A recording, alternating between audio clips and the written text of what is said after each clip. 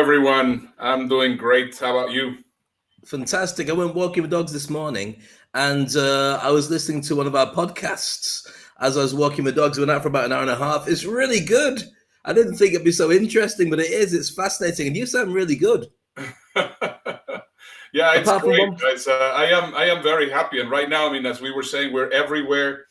And yeah, today is a day full of firsts and different things that we have to mention. First of all, this is the first day that the official government ban is removed from stay at home here in the United States. So right now you're not actually forced by the government to stay at home. So let's just see what's going to happen, because not everybody wants to leave their home. It is Labor Day in Europe and around the world. Here, Labor Day is not the same thing in the United States. It is 48 days that we have been in quarantine, in captivity, as I call it. Yeah, I mean, we are starting a new month. So there's a lot of things which we have to be talking about. And it's also the very last day of leverage. Can you believe it? it's flown past. Really exciting, though, the amount of things that we looked at that people can tap into that they already have that are going to give them an advantage when we start stepping outside again. But I think that it's worth your while. If you just joined us, by the way, so nice to see you. Welcome to the Toilet Paper Diaries. But you should go back through some old episodes because you missed some mega gems. Because one of the things that Ernesto and I rarely do is repeat anything, because there's so much fresh content to give you every single day. So if you're enjoying it, what you see today, and you think, well, I wonder what I've missed, go back and find out for yourself. Because I promise you, this entire week of leverage stuff, we've hardly even had time for reports from our contributors, because there's so much stuff to get through, and we're already hitting an hour. So it's crazy. Yeah, we went from 20 minutes to right now almost scratching an hour. So I definitely recommend that you go to bit.ly Toilet Paper Podcast and listen to it. I mean, we are fun to watch live. So if you want, you can also just search for the Toilet Paper Diaries in YouTube. But I mean, if you prefer to go take the dogs for a walk, just go and listen, because I honestly think that the content is absolutely fantastic. And today we have another amazing day of incredible content. And today the whole thing is about reskill,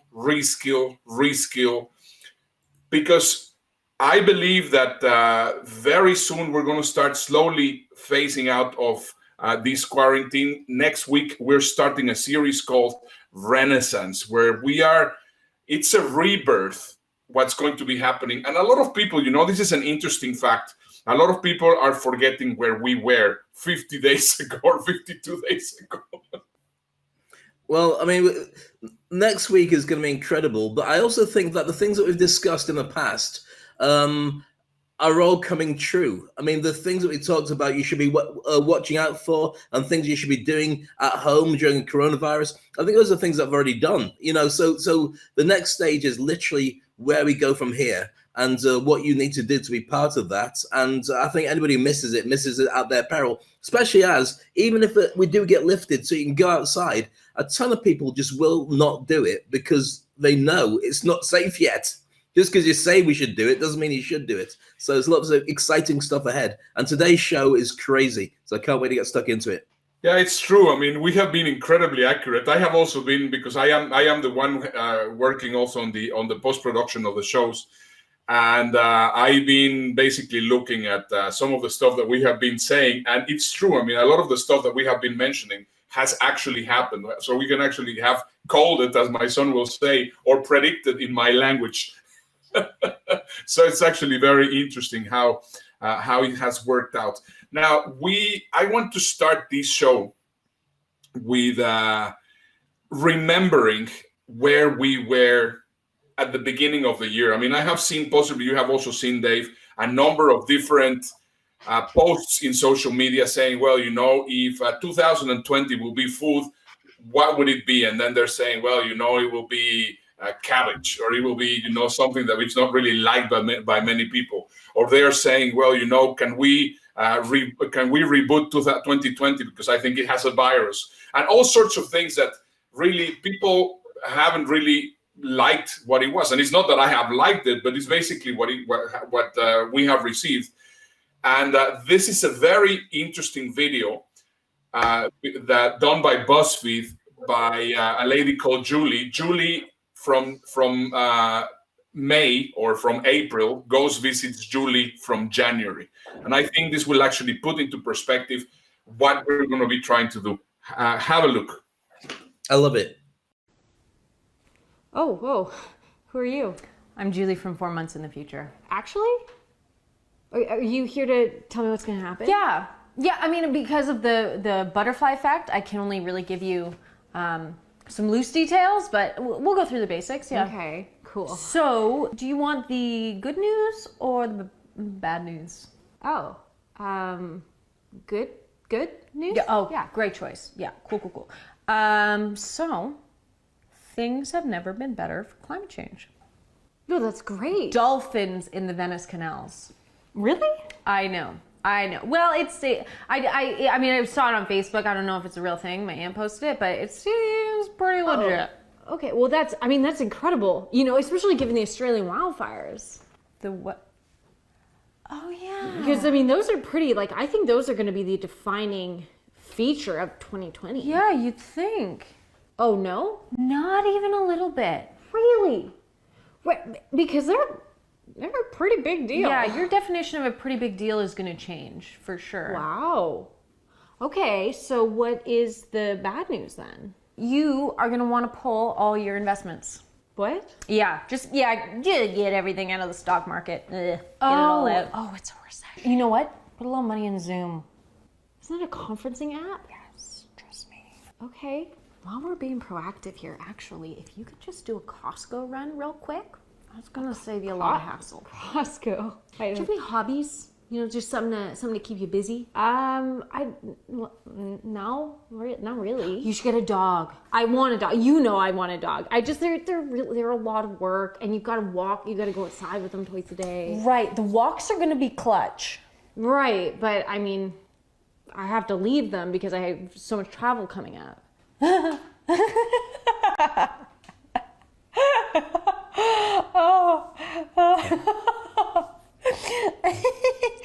Oh, no, you don't. But yeah, I travel for work. Oh, you won't be working. But how do I afford stuff? Do you take vitamins or juice? No. Okay, it might be a good time to just, get that body in tip-top shape. Get strong. Get those lungs a pumping.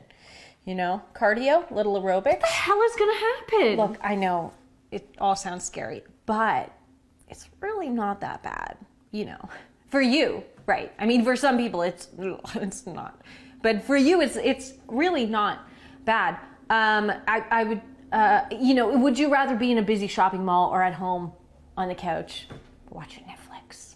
The couch? Exactly. You're gonna be just fine. Okay.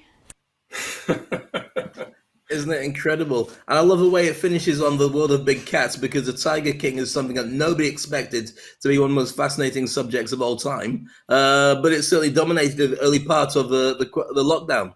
So yeah. Brilliant. So yeah, but isn't it true? I mean, you would never ever think the things that hit that list would just be our entire world. Yeah. So this is exactly the fine-tuning moment on how we are actually feeling at this moment. Dave, and I think he really hit the problem on the head by talking about the Wi-Fi code. And I think for me right now, everything is defined in who is actually linked into the Wi-Fi code, who's connected into the Wi-Fi code, and who isn't. So just for you to understand exactly what the metaphor is all about, if you arrive anywhere, the first thing that you do is you take out your phone and then you want to connect to the Wi-Fi. You have to make sure that you're in the right frequency so that you understand and you will be able to know exactly what is going on, or you are actually connecting to the Wi-Fi. And this is what I am seeing really clearly. I see people that definitely do not understand what is going on still after 48 days. and they are still trying to sell stuff like if it was 2019. They are trying to promote themselves like it was 2019, 2018 and behind. And this is just wrong. So if we're going to be talking about reskilling, if we're going to be talking about rethinking, the first thing that we need to understand is what is the Wi-Fi? How are people actually feeling? Because if we don't understand their feelings, it's going to be almost impossible for us to make an impact. Before we move on with that, let's just recap why it's wrong to start selling like that right now. The reason that it is wrong to start selling like that is you haven't worked out what people are feeling. Why sell them something when they're too scared to be able to deal with everything anyway? There are a lot of people still in paralysis, a lot of people who are in denial, a lot of people have no clue what's going on and they're very scared. And you're saying, buy my stuff? You're insulting them. They're not going to buy it. You're going to feel terrible. You're going to drop your prices eventually to say, oh, well, what about bargain basements? People are still not going to buy, and you'll end up showing that you're willing to drop your price, so they won't go back to the normal price. So those are the kind of things that you've got to consider when you start going out there and sharing with everybody who you are and what you're up to.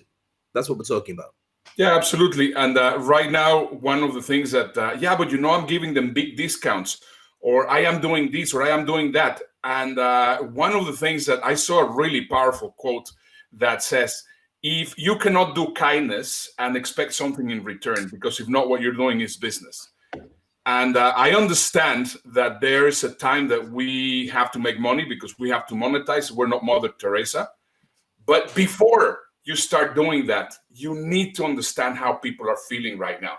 Have a look at this video. This video was recorded before the pandemic. However, it's still valid, and I think it's more valid than any time before. Have a look. I agree. Today I'm feeling great. I'm feeling very well. I'm feeling blessed. Today, I'm feeling really good. Pretty good, actually. Yeah, I am good. Yeah, I'm good. Today I'm all right. Good, man, I'm good. I'm doing all right. I'm all right. I'm all right. Today, I'm fine.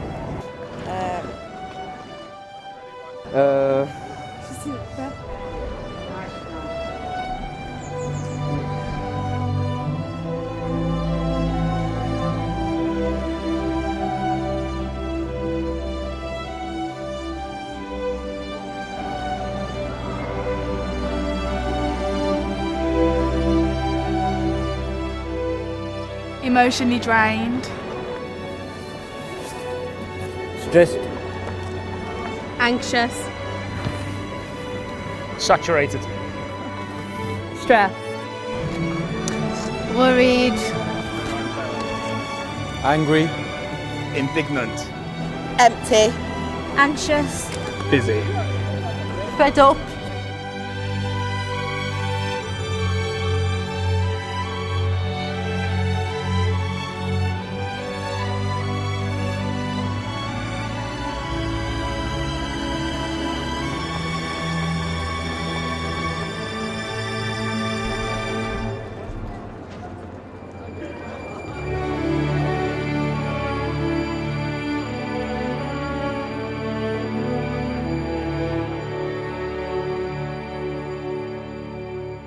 One of the things I love about that video, Ernesto, is this is one of the key areas that being an emotionally intelligent person really has to deal with. Just because the person in front of you is saying one thing, you've got to also be able to read what it is that's going underneath the surface, why it's like that.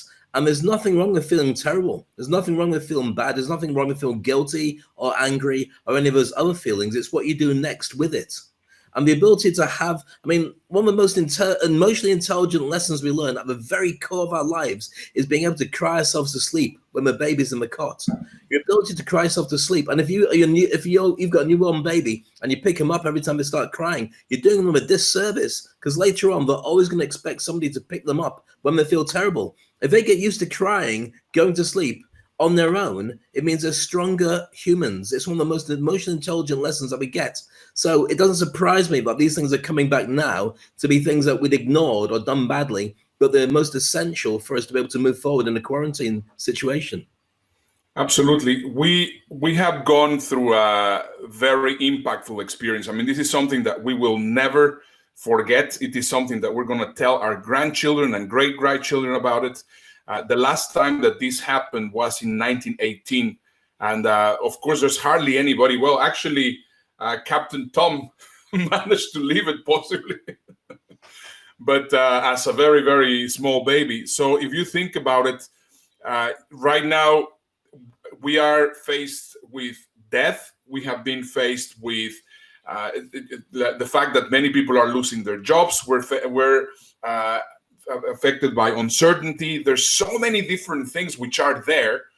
So imagine all these things which are going up in people's heads, and here you come, buy my shit. Sorry to say it, but that's basically how it is basically sounding in their head. I don't think they're actually selling shit. I think they're selling their stuff. Well, whatever it is. I mean, you know what I mean. If you say, buy my stuff. It is buy my stuff.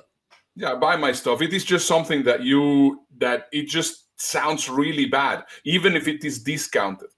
So now, of course, I mean, you can do good service. Like, let's say that you're a doctor and you are already getting some, like you were mentioning, like trying to help people in several things, and you're selling a service that it's required to help them in that situation. Great. But this is just not the time to start just selling like crazy. So this is what this episode is going to be about reskilling, about retooling, about rethinking, so that you know exactly how to approach a market which is wounded, how to approach a market which is in pain. And that's why we decided to actually put this together. Dave. Yeah, so let's look at the challenges that people are facing, and let's get right down to the nuts and bolts of it, because before the pandemic hit, we had a certain world that we're facing. And now you and I have been talking about this for some time, because we train public speakers. We've been saying that you need to now be ready to face the fourth industrial revolution, which has digitization, robotics, artificial intelligence, reinvention of your business, reinvention of yourself, all those different elements. If you don't get with it, then this tsunami is going to hit you. And the tsunami might be just advertisers who are conventionally putting money into normal media like TV, radio, magazines, newspapers, who then turn around and say, it's not working for us, let's get on social media. You had to create your brand before all that happened, and then this happened. So what I want to do is share with everybody a video that allows them to see how it was before the pandemic, the things that you should have been worried about before the pandemic, because those things are just going to be as strong as they were before. But then we're going to talk about the skills you need to learn on top of the way it was then to be able to be successful in the post-pandemic world. So let's have a look at that video.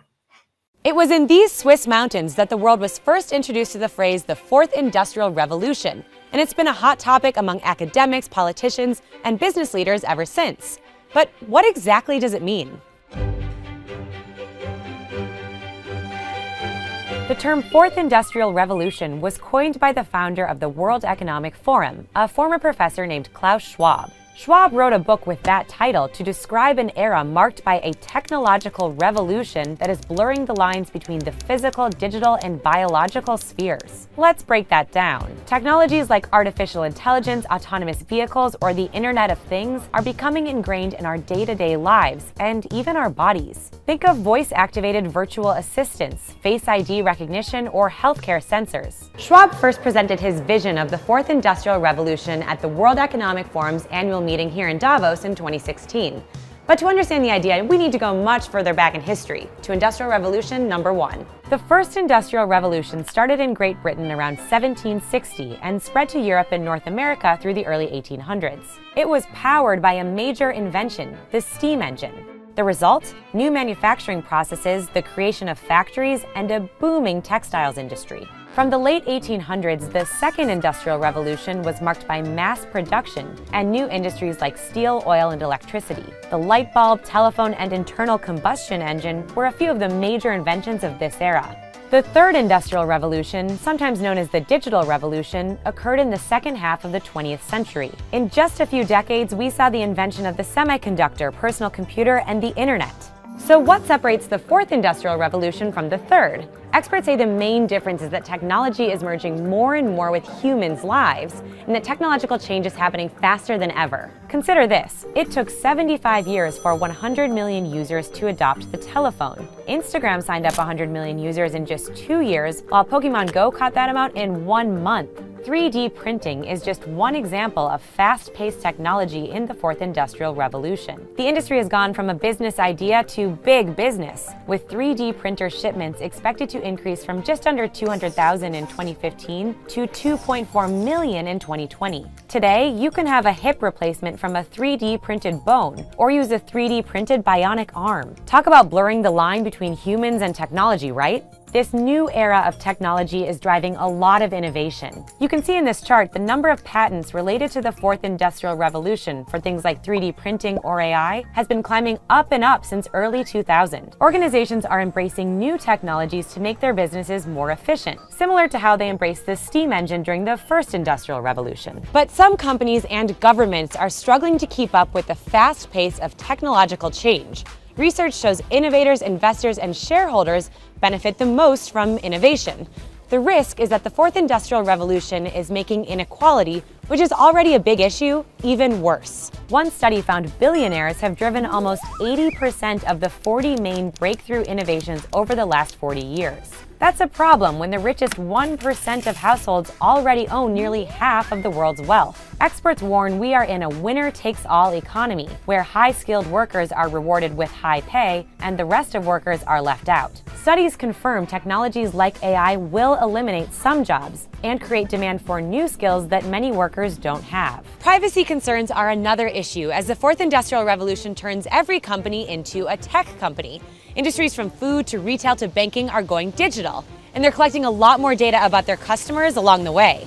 Users are starting to worry that companies know too much about their private digital lives. The World Economic Forum says a majority of leaders don't have confidence their organizations are ready for the changes associated with the fourth industrial revolution. With tech changing fast every day, it's time to catch up. Fascinating, isn't it? Well, so we're looking at a number of key industries. We're also looking at the fact that the people who are inventing stuff are predominantly coming from the billionaires and their companies who own most of the world. So right now, the people are thinking about, how can I do something differently? How can I reach into that market? And unless you actually have something that's tuned into the Wi-Fi code of the way things are gonna go, then you're gonna end up just doing something that works for you, but nobody's going to pick up on it. So it's a really big challenge to not only deal with what was coming before, but also choose what is the best way to move forward with you. So I want to look at 9 job skills you need to have to be able to be effective during the post-coronavirus era. And these aren't specific to any particular idea, any particular job description. These are things that you just must have to make yourself appealing to people who may hire your services, or even better, stay in the job that you're at right now, because they'll be looking at different skill sets and you need to have these. Let's start with the first one. This is taken from Forbes magazine if you want to review it in bigger detail. Adaptability and flexibility. So let's put this in perspective. Nobody's going to have a job for life. So therefore, you need to be ready to change your job as needs come. So you have to be flexible, ready to look at what's coming and dump stuff that doesn't work for you.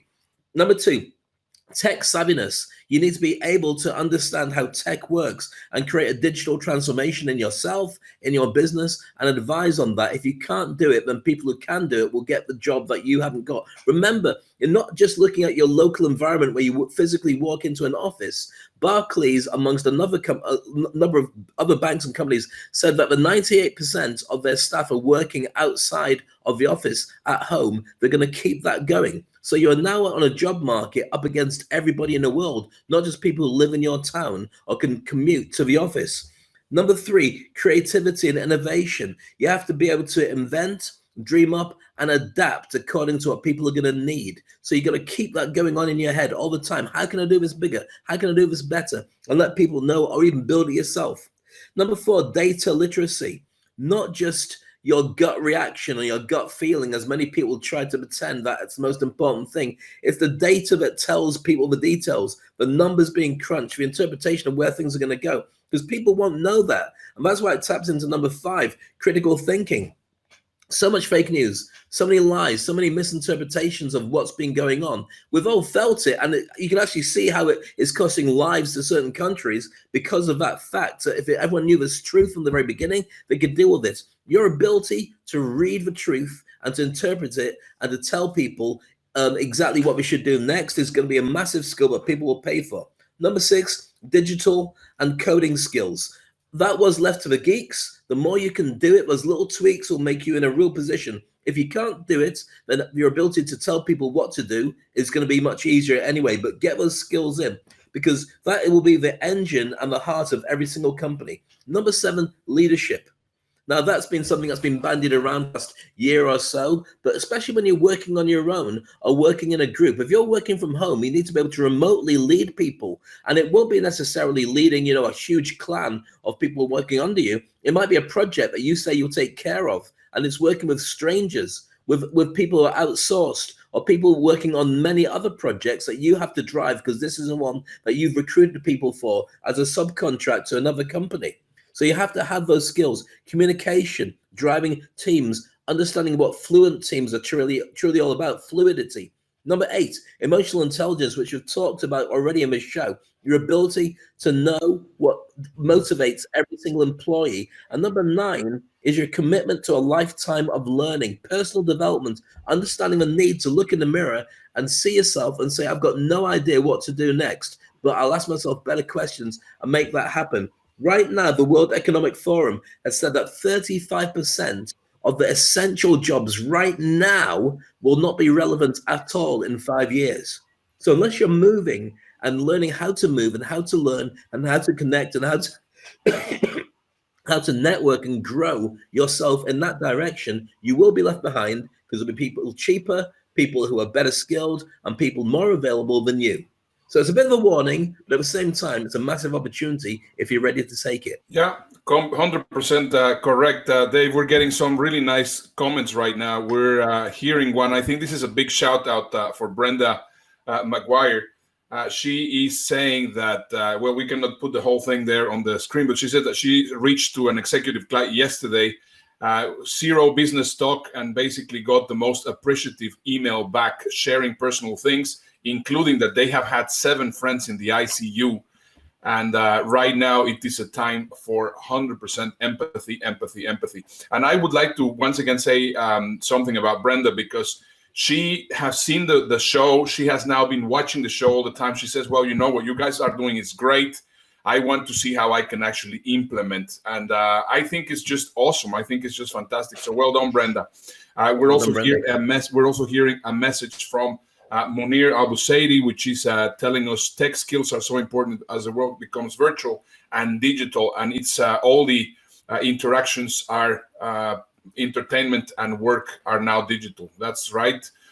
We have Gotham all the way from Mumbai in India, which is agreeing with Brenda, and right now it's time to refocus into trying to connect with people. Thank you guys for watching, and if you're watching live, make sure to give us a comment right now so that we can give you a shout out. And if you can right now, it'd be awesome if you can share these on your pages or in different groups, because we're just about to share some absolutely brilliant information. So thanks, Dave, for your amazing contribution. Now, I think that if we think about it in genders, we are right now entering into a feminine world, and I think it's just very good. We have to be in touch with our feminine side, and this is the reason why we have covered it a number of times. We have mentioned that the countries that have feminine leaders, that have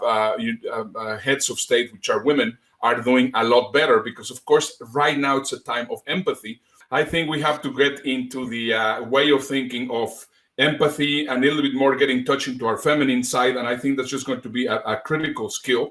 So just before you say that, I think that this is going to change what people perceive as the feminine side. I don't think it would be called the feminine side anymore. I think it will just be empathy, because before it was a certain skill set that we had to be able to attribute and so on, but everyone's going to have this Otherwise, they won't be able to make this work. Do you see what I mean? So I think it's going to lose its gender. Hopefully, it loses gender in the near future. Sorry, well, carry it's on. just the fact that in the past, I mean, it was actually perceived as a weakness for any male to be empathic and to be soft and to be caring. And I think right now, for me, it's the most important skill that you need to develop. I mean, if you're an unsensitive boss, sorry for that, or if you're an unsensitive employer, or if you have to be sensitive, or even unsensitive governments, because that's also something which is affecting definitely people. I mean, you're going to see right now a lot of elections being won and lost because of the way that there's empathy in people. So that applies from the very top to the very bottom of the chain. So now you have the first skill that you need to know. Now let's go a little bit into the more mental skills that are also required. And let me just share with you these questions, which I love. I mean, I normally talk about strategic innovation whenever I was doing presentations. And these are 6 questions that I always encourage companies to do. So right now that we have been in lockdown and we're going to go out, so we're going to go into a complete new world. First question that you should ask yourself is, what could we look at in a new way? That question, and write it down, because of course you're going to see, well, okay, what has changed? That's just the first question. Question number 2, what could we use in a new way? Which there's many things that are there, the technology, the way that we're interacting with people, whatever it is. Great question to ask yourself and to also ask your staff or your organization.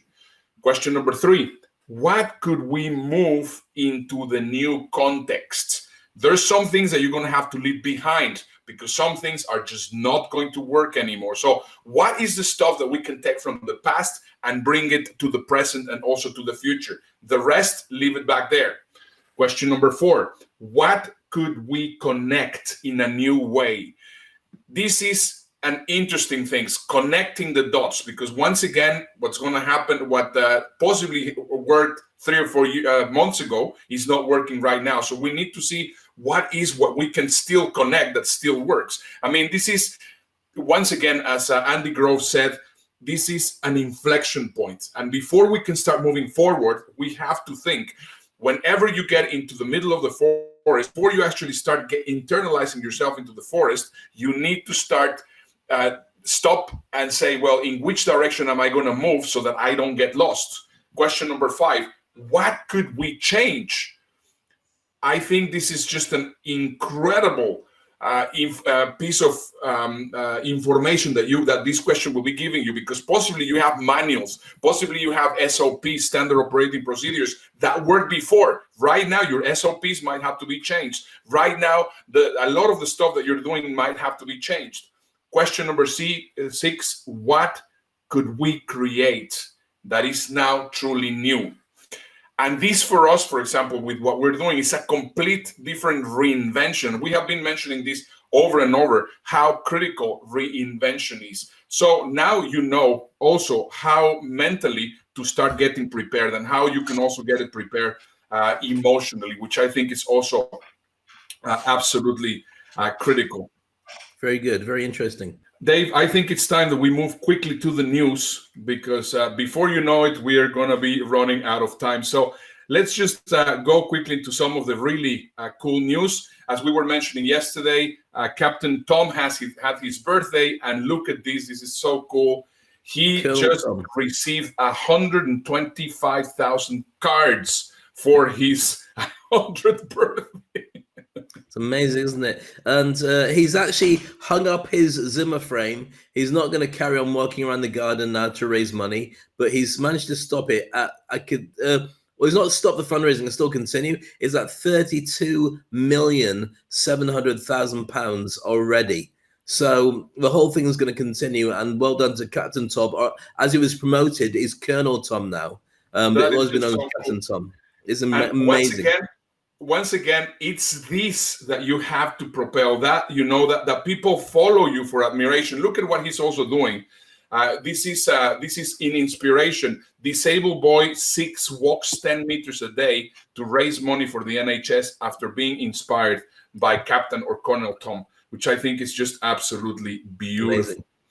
It's just really, really cool. And this is also something that I think it's really sweet.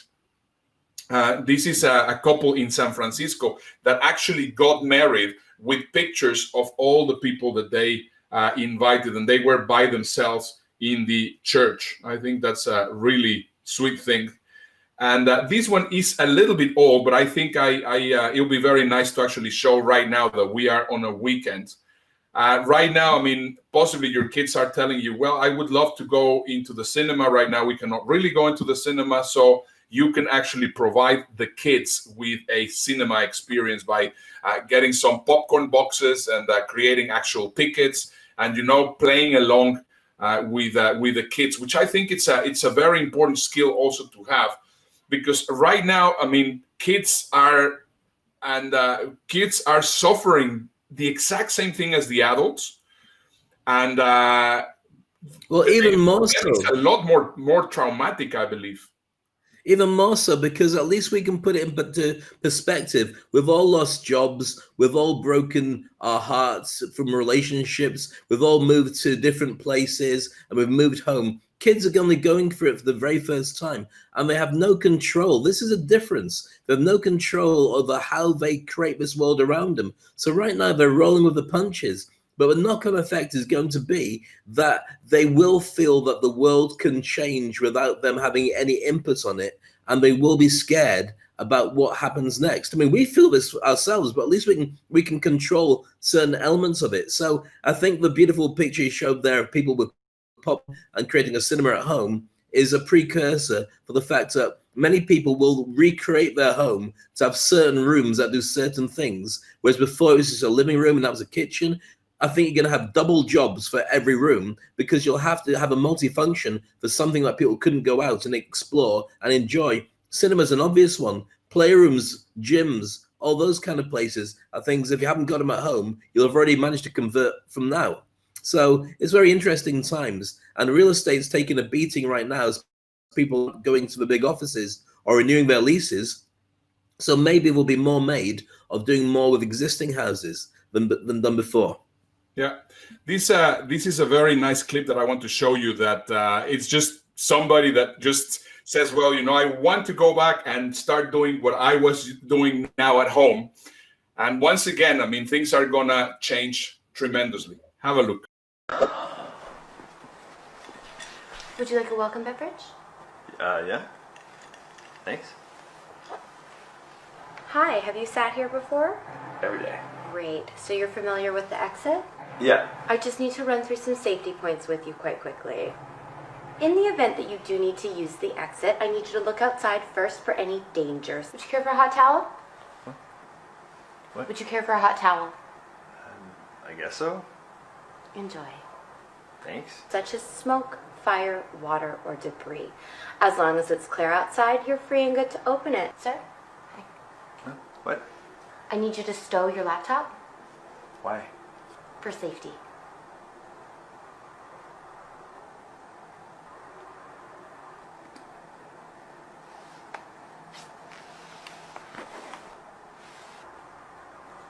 Thank you. Just move the latch to the down position and slide the exit back along its track. Do you understand what I'm asking you to do? It's a door. It works like a door? Great. So I do just need everything stowed away while we're here in the event that we do need to use the door quickly. From my desk. Everything's stowed away.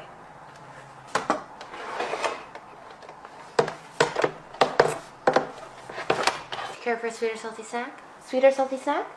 Would you care for a sweet or salty snack?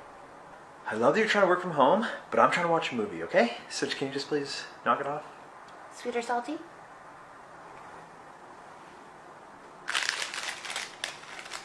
Enjoy. No.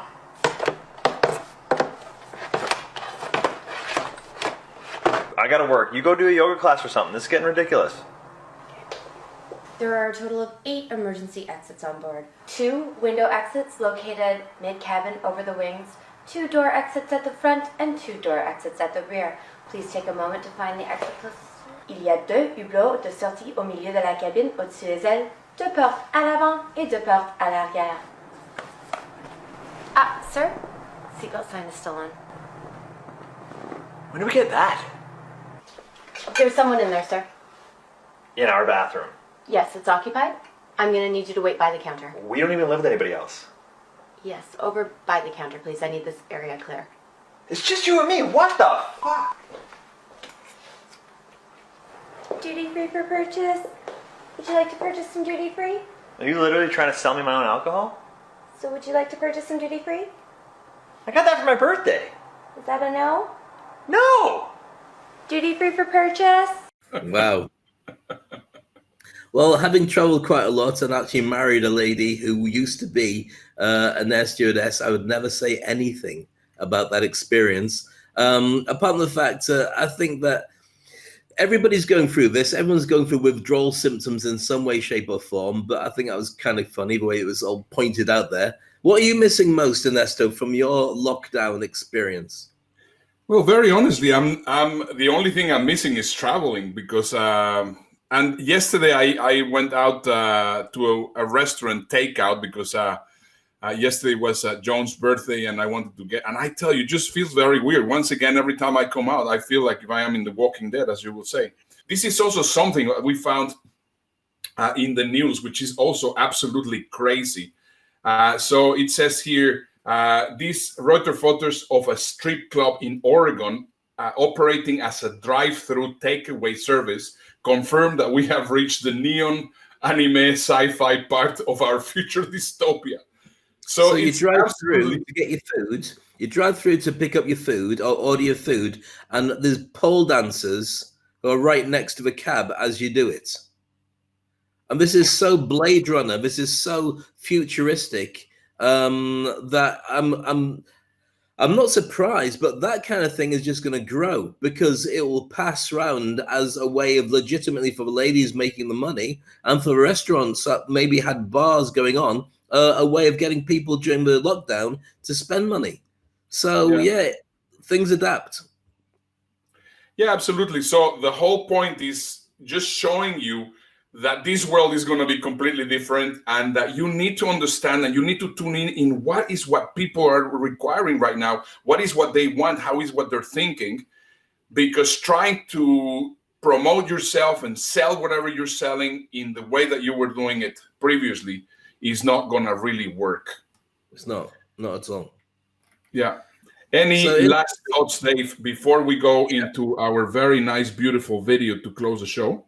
I think that we should investigate that whole area further with a very tasteful eye, because I think for the amount of people who are in lockdown, who are single and on their own, it's only a matter of time till a companion app comes out that you can program to male or female. It'll have the same kind of interests as Siri. It will be artificial intelligence that learns as it goes. It will have a number of algorithms set up to be your friend. And it may even have a visual side to it in front of you. That whole idea of having a friend around you is not an accident. That movie, Her, where the guy married his phone, is bonkers. But I really do think that will come out sooner rather than later, maybe even before the end of the year. If we could have, do you remember those little games that you had where you had a pet, Yamaguchi pets? Yeah. We had to feed it every single day. Why can't that just be a normal relationship? If not a normal relationship, an artificial intelligent relationship, because many people right now could require it and it might make their lives better. So that's my thoughts about watching all that stuff happen. Yeah, I think so too. I mean, I hope that we are helping you tune in what's going on, because we are trying to, as much as possible, show stuff that nobody else will be showing you around. And we're trying to make you understand how people are actually perceiving all these pandemia and lockdown. So this is our end of Leverage. Next week, we are going to be doing Renaissance, which I think is going to be also very interesting. But this weekend, Dave, we have something very interesting. So possibly you can tell us what it is and we can request some more questions.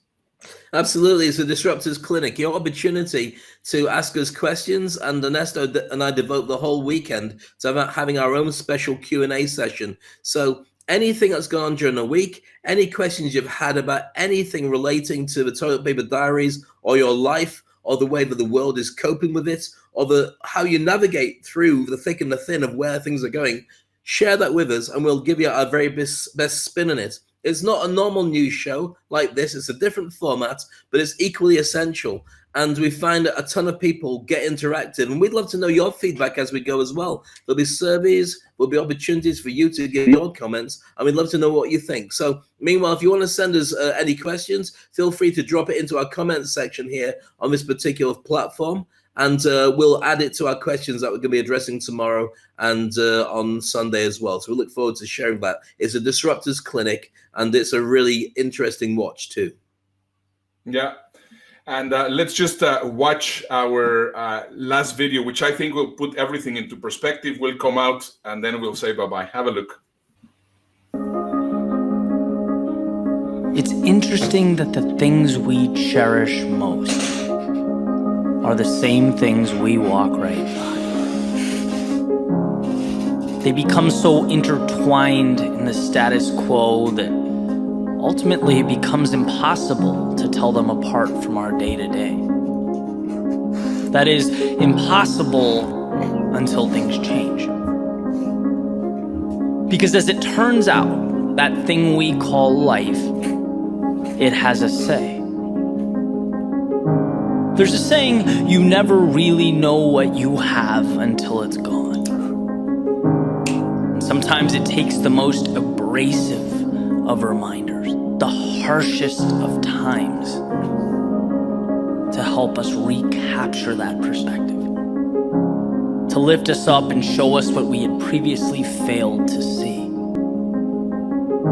And while our darkest moments test our strength, they push our boundaries, even transform our reality, they can also be the bridge that leads us exactly where we need to be.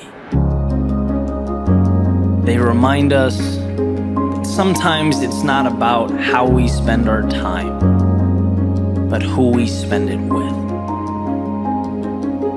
That quiet brings clarity, and the world can spin so fast that we forget to think about our place within it. It reminds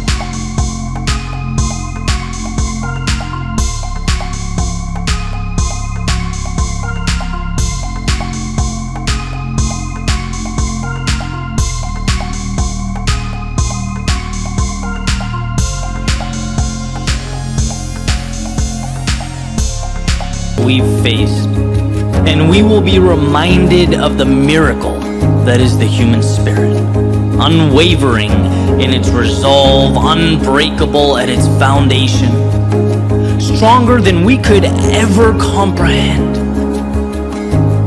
See, sometimes it's hard to look around and find a reason to be optimistic, to understand or comprehend why.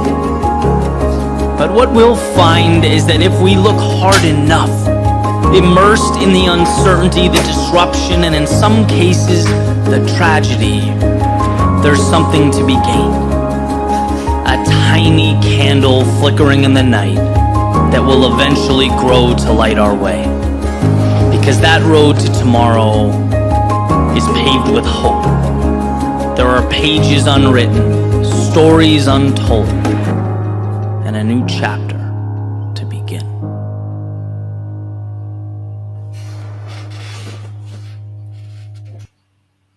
Beautiful. 43 days in, 43 episodes, 44 tomorrow, and we're still here with you. Toilet Paper Diaries. Love it. Take care, Ernesto. Take care, everybody. Thank you very much. This has been Leverage in the Toilet Paper Diaries. See you next week. for Renaissance. Call out my name, and you know wherever I am, I'll come